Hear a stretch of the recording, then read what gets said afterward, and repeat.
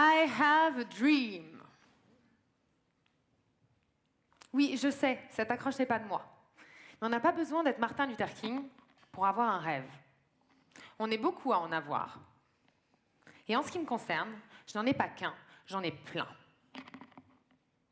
Je veux aider les plus fragiles, mais aussi fonder un foyer à moi, confortable. Je veux m'investir à 200% dans mon entreprise, mais garder du temps pour mes enfants. Je veux changer le monde, mais aussi penser à moi.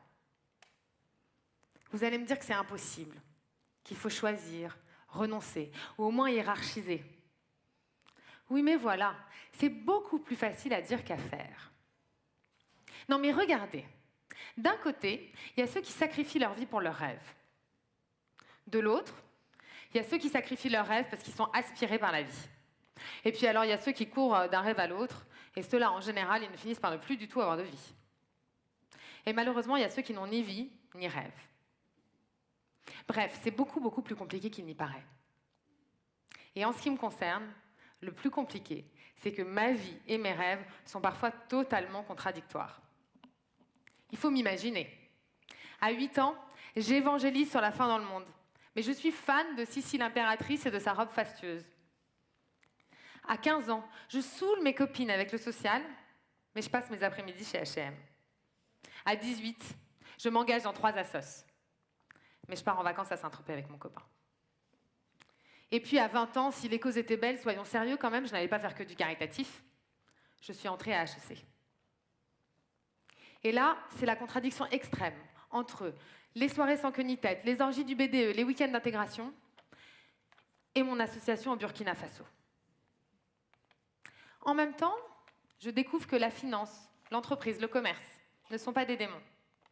Puis j'y rencontre mon mari, qui bosse en finance.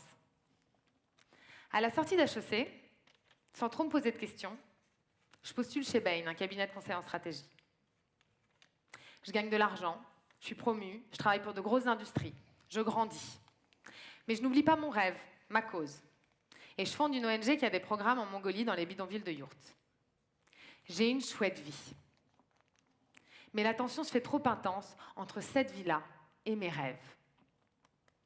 Quelque chose me manque, quelque chose de profond. Pas ce quelque chose qui vous pousse à faire du yoga 1 fois par semaine et à consommer bio, non.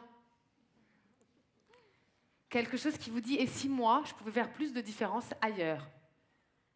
Et si avec mon passé, mon parcours, mon énergie, je pouvais avoir plus d'impact? C'est là que je suis tombée sur Ashoka, la première étape de ma transformation. Vous le savez peut-être, Ashoka, c'est le premier réseau d'accélération d'entrepreneurs sociaux. Des entrepreneurs qui sont obsédés par la résolution d'un enjeu social ou environnemental. Des entrepreneurs qui savent mettre l'efficacité, l'entreprise, la performance au service du social. De vrais entrepreneurs pour de vraies causes. Et là, je découvre qu'on peut réconcilier business et social. Waouh! Réconcilier ma vie et mes rêves. Et je les ai vus passer, ces entrepreneurs sociaux. On a vu Jérémy ce soir. Mais il y avait aussi Jean-Michel, qui fait reculer la dépendance en faisant faire du sport aux personnes âgées. Il y a Fred, qui apprend le code, un métier d'avenir, à tous, aux jeunes, aux décrocheurs, aux vieux. Ou Julien, qui promeut des modèles d'énergie verte et coopératifs partout en France. Tous avec des business models et des taux de croissance à faire pâlir les entrepreneurs de la salle.